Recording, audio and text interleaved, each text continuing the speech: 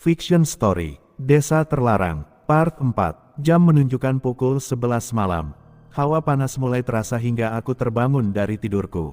Dari dalam kamar terlihat cahaya lampu ublik masih memancar di ruang tengah. Seseorang menepuk pundakku dari belakang membuatku sedikit terkejut akan hal itu. Aku menoleh ke belakang, wajah yang terlihat samar-samar karena kurangnya pencahayaan. "Ngapain malam-malam belum tidur, Mas?" tanya seorang perempuan di belakangku yang kemudian berjalan ke arah ruang tengah. "Laras," jawabku sedikit terkejut. Laras duduk di ruang tengah memandangiku yang terlihat gugup karena tingkah lakunya. "Hayo, Mas takut ya?" katanya sambil sedikit tertawa. "Yondaklah," kataku yang ikut duduk di sana. Aku sedikit menghela napasku, karena jujur saja jantungku seperti ingin lepas dari tempatnya tadi. Aku memandangi Laras yang masih mencoba menahan tawanya. "Kamu belum tidur, Dek?" tanyaku, mencoba melupakan hal tadi. Laras hanya menggelengkan kepalanya. Suara hening malam mulai menyelimuti kami berdua. Sesekali aku melihat ke arah Laras. Seorang wanita dengan rambut pendek sebahu yang dikucirnya, memperlihatkan lehernya dengan kaos hitam yang dia pakai. Aku memandanginya yang sedang terlihat termenung melihat lampu ublik, parasnya yang ayu serta kulitnya yang putih, menambah pesona yang terpancar darinya. "Kamu lapar, Dek?" tanyaku, yang melihat wajah Laras sedikit pucat. "Enggak," jawabnya singkat. "Oh iya, Mas mau bikin kopi di dapur?" "Laras mau," tanyaku lagi. Namun Laras hanya menggelengkan kepalanya. Aku pun segera beranjak dari sana dan menuju dapur dengan bantuan lampu senter yang kubawa. Aku segera mengambil gelas dan membuat kopi. "Tolong!" Suara teriakan minta tolong dari arah kamar belakang membuatku terkejut. Aku segera menghentikan kegiatanku dan segera menuju ke sana. "Yuni, Lia," aku berusaha menggedor pintu kamar mereka. Terlihat Topa dan Bayu menuju ke tempatku berada. "Kenapa ya?" tanya Topa yang langsung mengambil alih di depan pintu. Tendangan keras dari dalam kamar membuat Topa yang berada tepat di depan pintu terlempar. Terlihat mereka keluar dengan berlari dari kamar dan terkejut melihat kami yang sedang berada di depan kamarnya. "Tolong kami, Mas, ada orang di kamar kami," kata Yuni dengan suara seperti menahan tangis. Bayu segera masuk dan mengecek kamar itu memastikan orang tak diundang itu tidak kabur duluan. Aku mengajak mereka untuk ke ruangan tengah, disusul Topa yang sepertinya menahan sakit di wajahnya. "Ada apa, Dek?" tanyaku setelah melihat mereka agak tenang. Bayu keluar dari kamar dan menggelengkan kepala tanda tidak ada apa-apa di sana. Kami terdiam melihat Yuni yang menangis terisak. Aku menatap Julia dan Laras namun mereka seperti dilanda ketakutan yang terpancar dari sorot matanya. Kami semua terdiam menunggu keadaan menjadi tenang. Bayu mengambil air minum di dapur dan memberikan kepada Yuni yang sudah berhenti menangis. Aku duduk, melihat mereka dan mencoba untuk kembali menanyai mereka bertiga.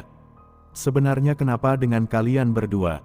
kataku sambil menatap Julia dan Yuni. "Aku juga tidak tahu, Mas," tiba-tiba Yuni teriak dan membuat kami panik, jawab Laras. "Aku melihat sendiri dengan mataku, Mas," tambah Julia. "Lihat apa, Dek?" kata Topa penasaran. "Mata," jawab Julia. "Mata," jawabku heran. Aku memandang ke arah Topa dan Bayu berharap mereka mengetahuinya, tapi hasilnya nihil. "Benar, Mas, aku gak bohong." Matanya merah dengan rambut acak-acakan berada di bawah tempat tidur kami, ucap Julia sambil menggigit jempolnya sendiri. Tangannya seperti tangan yang sudah busuk memegang pergelangan kakiku, Mas. Tambah Yuni yang sedikit terisak dan menunjukkan pergelangan kakinya yang nampak bekas hitam di sana.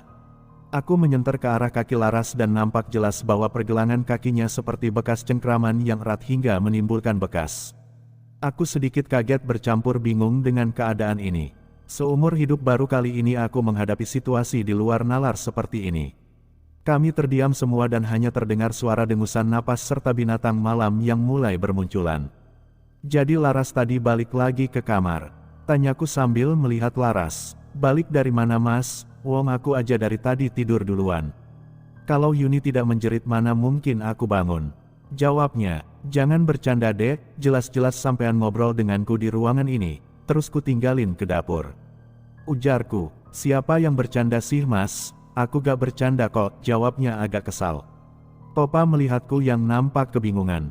Aku sendiri masih bingung dengan keadaan ini, jelas-jelas bahwa aku bersama Laras beberapa saat lalu. Bila Laras berada di kamarnya sedari tadi, lalu siapa yang berada di sini bersamaku? Cahaya obor yang menerangi jalan, 3 orang pemuda yang sedang menembus gelapnya jalanan di desa ini. Mereka adalah Mas Arya, Mas Arif dan Mas Bewok. Malam tanpa sedikit pun cahaya bulan yang menerangi desa ini. Pepohonan yang berjejer di setiap jalan, berdiri kokoh dan sesekali bergoyang diterpa angin malam, yang turun dari bukit di Brangkulon. 3 pemuda ini tetap melanjutkan langkahnya tanpa sedikit pun rasa takut, akan menghadapi pekatnya malam. Arya terlihat berjalan di depan mendahului Arif dan Bewok yang terlihat sedang mengobrolkan sesuatu. "Arya, gimana garapan sawah Mbah Carik?" tanya Bewok sambil mengambil sesuatu di kantongnya. "Sebentar lagi selesai Wok, tanahnya sudah digaru.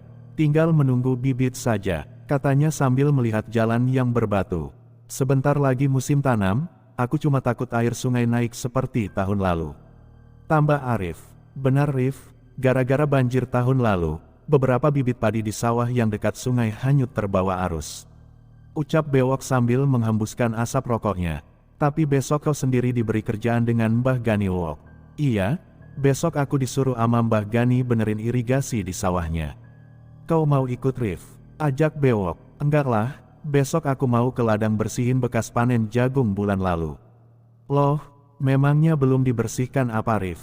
"Belum sempat aku Wok, kemarin-kemarin benerin dapur di rumah." "Lama bener, benerin dapurmu Rif?" "Lah iyo, wong kemarin dadak bongkar semua." "Oalah pantes," ujar Bewok sambil manggut-manggut. "Cah, panggil Arya." "Opo," sahut Bewok dan Arif bersamaan. "Sampean masih ingat almarhum Mbah Darmo?" "Mbah Darmo dari Brang Kidul ri," jawab Arif. "Iyo, emang ono opo toh ri?" tanya Bewok. "Aku dengar kabarnya, di makamnya ada yang nyekar kembang," jawab Arya. "Loh, siapa yang berani berbuat kayak gitu ri?" "Entah Wok, aku saja tahu dari Bukde Cuplis. Pas mau nyari Sambiroto di dekat kuburan, dia lihat kuburan Mbah Darmo sudah ditaburi kembang kantil. Tapi bukannya yang dikubur di TPU cuma kelapa Mbah Darmo toh?" tanya Arif. "Memang Rif, ada yang bilang Mbah Darmo korban pertama dari para pembawa kerondo mayit, makanya jasadnya gak diterima bumi. Tapi Yori, kalau jasadnya gak diterima di bumi, lantas kenapa kelapanya saja yang dikubur di TPU?" "Aku yoga tahu Wok, bukannya waktu itu Mbah Kliwon yang bilang kalau kelapa dan badan harus dikubur secara terpisah." "Emang badannya dikubur di desa juga ri?" tanya Arif. "Katanya dibawa sendiri ke palung mayit sama Mbah Kliwon, tapi ya aku gak tahu juga Rif." "Tolong, tolong," suara teriakan minta tolong menghentikan langkah mereka bertiga. Tanpa basa-basi Arya, Bewok dan Arif langsung berlari ke arah sumber suara minta tolong. Kami berenam berteriak sekuat tenaga meminta pertolongan kepada siapapun di desa ini. Keringat menetes dari wajahku, jantungku berdegup dengan kencang dan badan yang gemetar. Rasa takut yang kualami serasa mengalir lewat pembuluh darahku. Pengalaman menakutkan yang kualami membuatku tidak dapat berpikir secara logis, hanya dengan mengingatnya saja membuatku bergidik ngeri. Cahaya obor dengan suara derap langkah kaki yang berlari menghampiri kami yang berada di luar rumah yang kami tempati. Terlihat samar 3 orang menghampiri kami yang setengah mati ketakutan. "Ada apa Mas?" tanya salah satu orang itu dengan panik. "Di sana Mas, di dapur," jawabku dengan nada ketakutan sambil menunjuk ke dalam rumah. Salah satu dari mereka langsung masuk ke dalam rumah dengan membawa obor di tangannya. "Rif, panggil Mbah Gani cepat," perintahnya yang sedang mencoba menenangkan kami semua.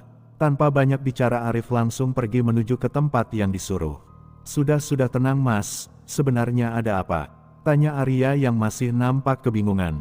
"Ada setan Mas di dapur," kataku masih dalam keadaan panik. Terlihat Bewok yang lebih dulu masuk ke dalam rumah keluar dengan membawa obor yang masih di tangannya. Arya melihat ke arah Bewok, namun Bewok pun sama bingungnya dengan Arya saat itu. Dari kejauhan terlihat Arif membawa seseorang dengannya. Sosok lelaki tua dengan janggut putih di dagunya yang lebih dikenal dengan sebutan Mbah Gani itu datang bersama Arif dari arah Brangwetan. Mbah Gani menatap kami berenam yang terlihat masih ketakutan. "Sebaiknya malam ini adik-adik sekalian bermalam di rumah saya," kata Mbah Gani. "Bewok tutup dan kunci pintunya, dan antar mereka ke rumah saya," perintah Mbah Gani. Kami pun mengikuti Mbah Gani, diikuti oleh Arya, Arif dan Bewok yang menyusul dari belakang. Sesosok wanita dengan rambut yang acak-acakan terlihat mengintip kami di balik pohon asem yang berada di sebelah rumah.